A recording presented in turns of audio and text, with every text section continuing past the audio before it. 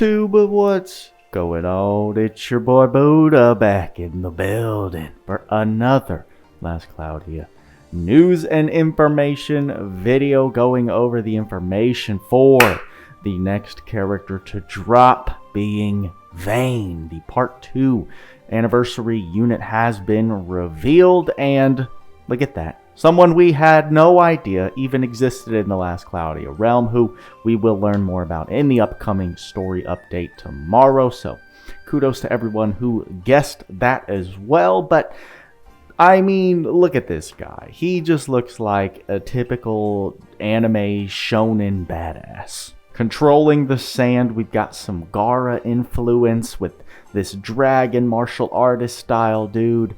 Here's what we're going to do in this video. We're going to play his animations just so we can see them, but then rather than go through the entire video, we're going to go straight to Tweacz' unit breakdown, because it's just a superior resource to break down these units and see what's actually going on in their kits. So without further ado, let's get started and check out VAYNE's skill animations. So he's S1 Desert Fang 7 hits, Sand Eater 13 hits, and Dragonclad 19 hits. Very cool skill.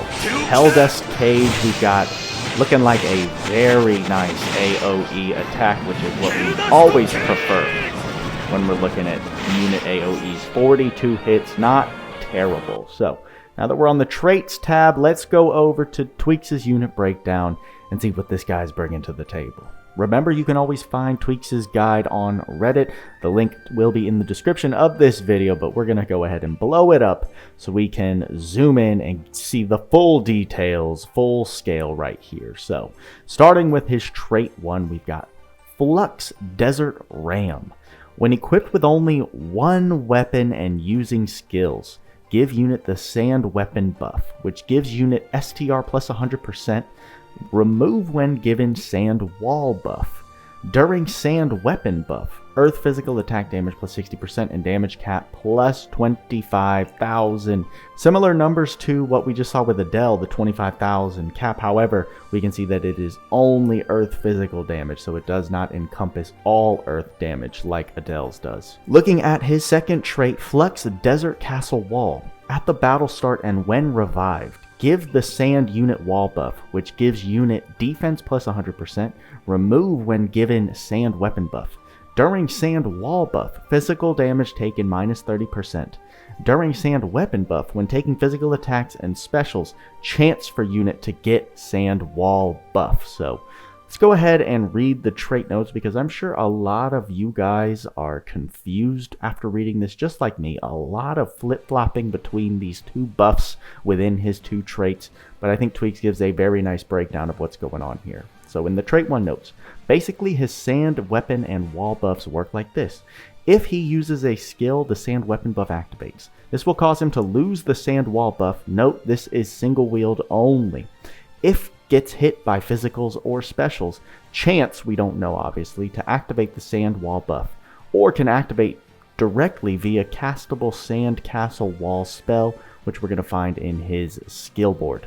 Trait 2 notes, starts every battle with that Sand Wall active, lost when using the first skill, and is replaced by Sand Weapon. Thick defensive passes for Sand Wall buff as continued through his kit. So he's going to be flip-flopping between these two Sand Weapon and Sand Wall buffs based on these notes. Starts off with the Sand Wall, so starts off very nice and defensive. As soon as you use that first skill, changes to the Sand Weapon buff, and then there are multiple ways to get that Sand Wall buff back again, whether it be him getting revived, whether you casting it in his spell kit, or if you get it by chance, if you're getting hit by physical attacks and specials. Looking at the abilities, starting with that skill 1 Desert Fang, it was 7 hits. Frontal long range Earth combo attack, always nice when they have a long range attack in their kit. Skill 2 is Sand Eater, 13 hits. Medium area Earth attack around the unit, followed by a targeted mid-range wide area Earth combo attack. Goodness gracious. Skill 3 is Dragon Clad, 19 hits, mid-range, wide area earth combo attack. The special Hell Dust Cage, the 42 hits, powerful earth combo attack to all enemies. So that skill 1 being long range and the easiest to charge up, I think is going to be a very, very nice spammable skill and keeps him out of range of any danger. And then skill 3, that 19 hits is a very, very large base hit count, especially for single wield, and very nice AoE as we saw. The skill 2, I'm going to need to see how that looks in game. In the skill animation that it showed, it wasn't the most obvious of what was going on, but this does provide some clarification. Looking at Simoom Charisma, I've never heard of that word in my life. All allies physical damage plus 10% and physical damage taken minus 10%. So not a bad charisma at all. Not the best or my favorite, but a nice little combo. Sand Castle Wall. Give sand wall buff, which gives unit defense plus 100% and removes when given sand weapon buff. So this is that castable spell to regain that sand wall if you want it. Sovereign Vestiture. Weapon and armor equipped. Skill damage cap plus 5,000 and special damage cap plus 10,000. SCT recovery speed plus 10% is such a small boost. I wish it was like 100%, honestly, to make it actually significant, but 10%, whatever. Sandstorm Gale. When you have the sand weapon buff active, you draw less enemy attention, and when sand wall buff is active, you draw more enemy attention. There's going to be some gimmicks with this guy. We do have items and skills in the game that completely eliminate the usage of skills, so you could have this guy permanently have that sand wall buff and then probably create him to be some sort of a tank, as long as you're making sure his skills are not being used. Quicksand Explosion. When sand weapon buff is active, when physically attacking, damage to guarding enemies plus 100%, and enemy defense minus 20% and deal damage. This actually can be very, very significant against your tanks that you're fighting in arena or enemies that guard. That lowering that just flat minus 20% to their defense will impact the amount of damage that's being done greatly. We have Quicksand Surge, sand wall buff active, chance to resist flinch from physical attacks, and when unit is airborne, physical and special damage taken minus 40%. This is a very similar skill to units like, I would say, Murren, units like Mary, units like Granados, where they have a chance to resist the flinch, but it's not quite as potent as super armor, where you're just resisting flinch altogether 100% of the time. So I think this guy, you'll notice he pushes through some attacks, specifically physical attacks, as we can see, but it's not going to be a consistent, dependable thing by any means. Next is Sand Puppet. When HP hits 0, auto revive and restore half HP once per wave. When revived, give unit the protection effect, so minus 20% to physical damage taken. Another skill that synergizes with his sand wall gimmick that he's got going on, and just a free auto revive, which is nice. And then finally, we're looking at Human Buster. Give physical attacks and specials counter an anti-human soldier, knight, sniper, sorcerer type effect. So very, very nice buster effect. I don't see this being super useful, all-encompassing in terms of arena, right? Obviously, Human Slayer, Human Guys are very potent in arena because you're fighting a lot of soldiers and snipers, all of those enemy typings. However, you're not utilizing the special so much in arena, so it will be useful in places like Tower or maybe difficult stages we'll get in the future that have a lot of human enemies. It's just going to be very nice to have and covers more areas of damage than we usually expect in those group slayers. And then for skills that we already know, we have Defense up max, Heroism up 2, Fighting Spirit 5, Critical up 3, Imaginary Weapon, which we haven't seen since Sheeta. But what it essentially does is gives all weapons 50% STR and 50% INT on top of the stats that already comes with. So prior to battle, counts towards the base stats. This essentially enables all weapon types to be equipped. So this guy is not weapon locked by anything. Very, very cool skill. Allows for a lot of customizing depending on the type of weapon set that you want to run on him. So I'm excited to see that on this guy. it gives him just some more customizability that we don't usually have with units innately. He has guard, heal guard, anti-type shield, quick trigger, skill charge 3, auto haste, earth high drive, earth mega drive. He's got earth attack raise 3, earth critical raise, stone enhance, favored sword, which is great, ultimate boost 3, Cloak of Majesty, Sand Step, Maglion Shield, Stone Armor, Focused Will, and Indomitable Spirit. I mean, based on the guard package that he has, he doesn't quite have as big of a guard package innately as a Ruto or a Gorm. However, him having those skills, him having these damage boosters and defensive emphasis skills, he's looking like a true modern day, like, effective bruiser that can be built and scaled in between, right?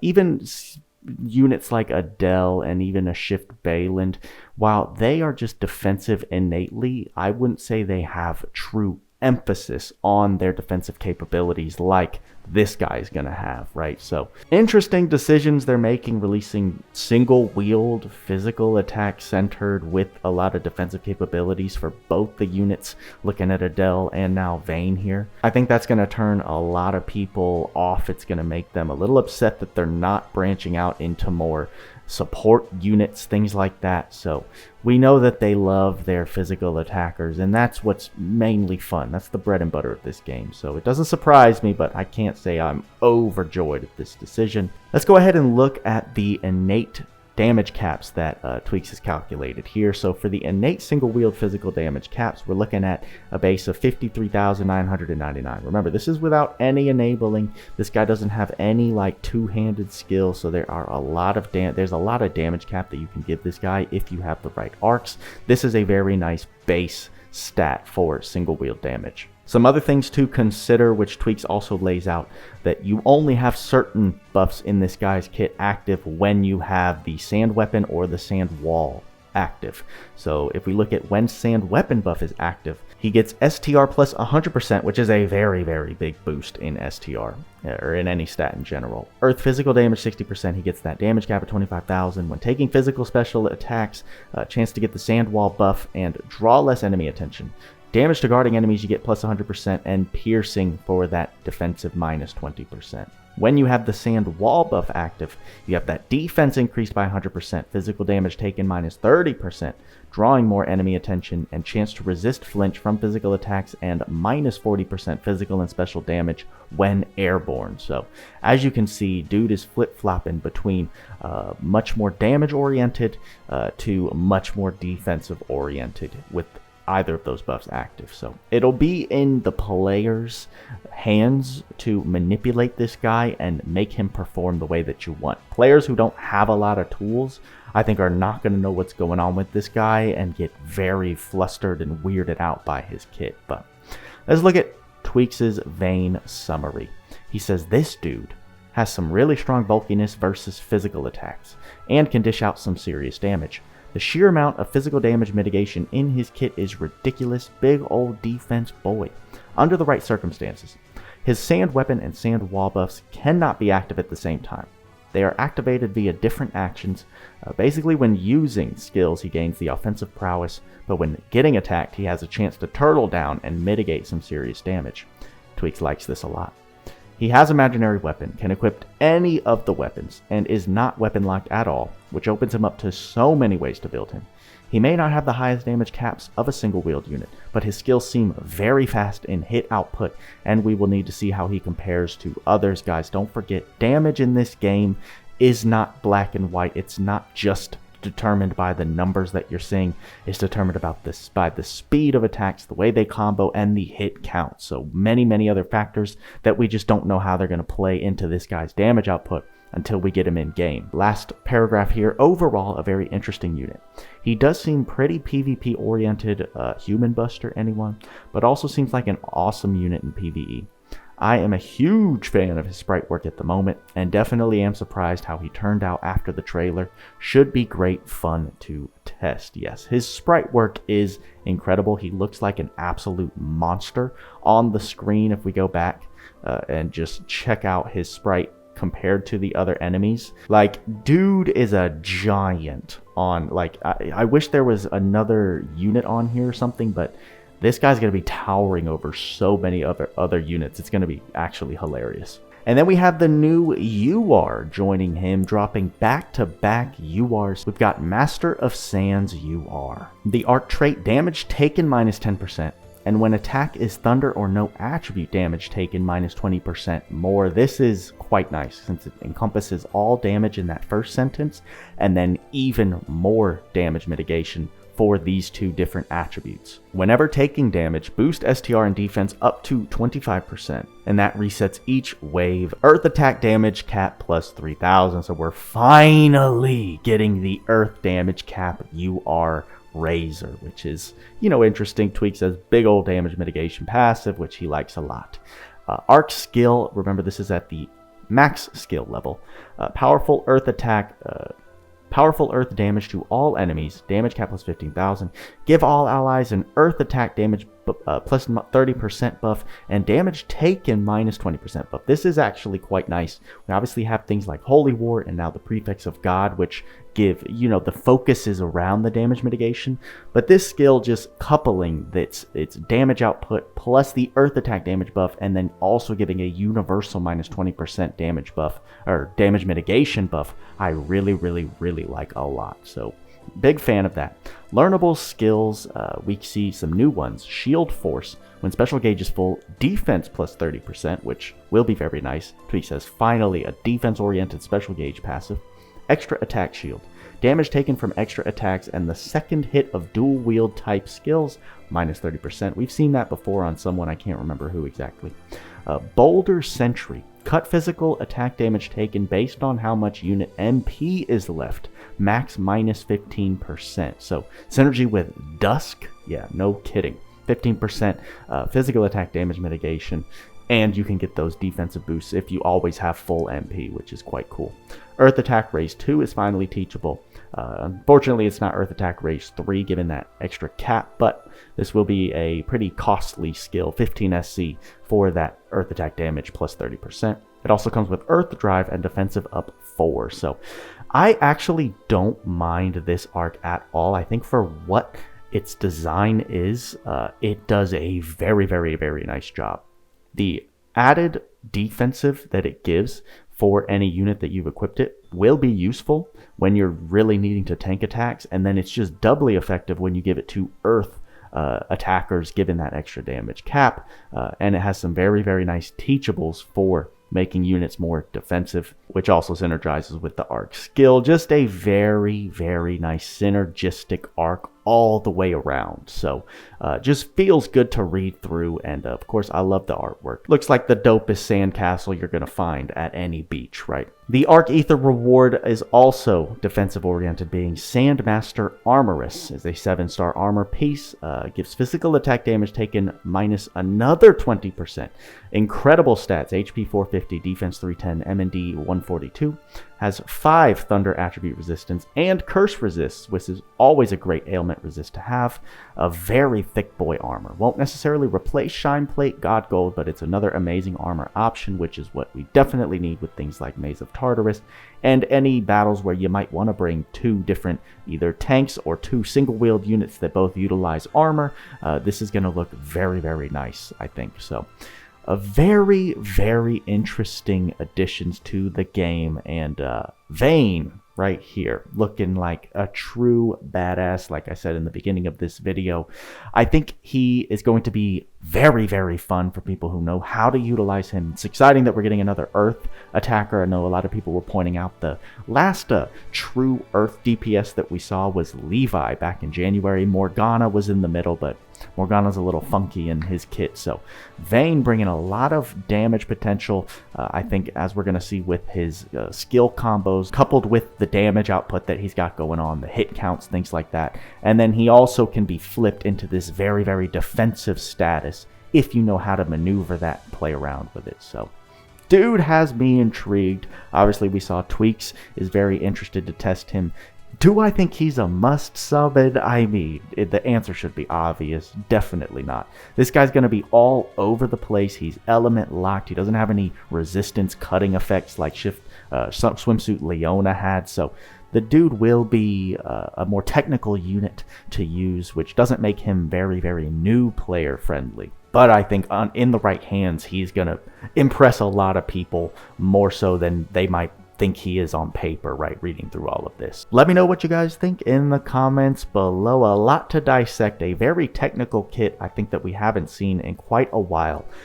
Tough to break down, but will be very interesting. We'll obviously be showcasing him tomorrow in the Power Creep podcast for sure. Will I be summoning for him with less than 75,000 crystals, and the fact that I don't see him being an absolute fit anywhere for my account, I'm definitely not. So unless we can snag him, if they're giving tickets, I don't even think they give tickets for the Part 2 anniversary unit. It'll be up to Tweacz to showcase him tomorrow, but we definitely will be doing a story clearing live stream in the AM, so look forward to that. So much to unpack in tomorrow's update, so be on the lookout for my next video where we go over all of those details. I give you my thoughts and opinions and hopefully discuss with you guys in the comments. But for this video, that's all I got for you this time. Make sure to like and subscribe. Turn on all the bell notifications if you want to make sure not to miss any crucial information when I post it. Shout out to my Buddha fam for hitting that join button below, helping to support your boy for $2 a month. I don't think you guys understand how much it helps me. So thank you to those who go that extra mile. And thanks to everyone watching us play Final Fantasy XIV over on Twitch. I put out that poll. You guys voted. I'm playing over there. So if you want to see, we're streaming whenever I'm not making videos between 9 to 12 p.m. Eastern Time and 2 to 5 p.m. Eastern Time. Those are my like streaming slots as long as I'm not making videos. So make sure to put your reminders on. Follow me over there for more details. And with all that being said, y'all know what we say: work hard, play hard. See you in the next video.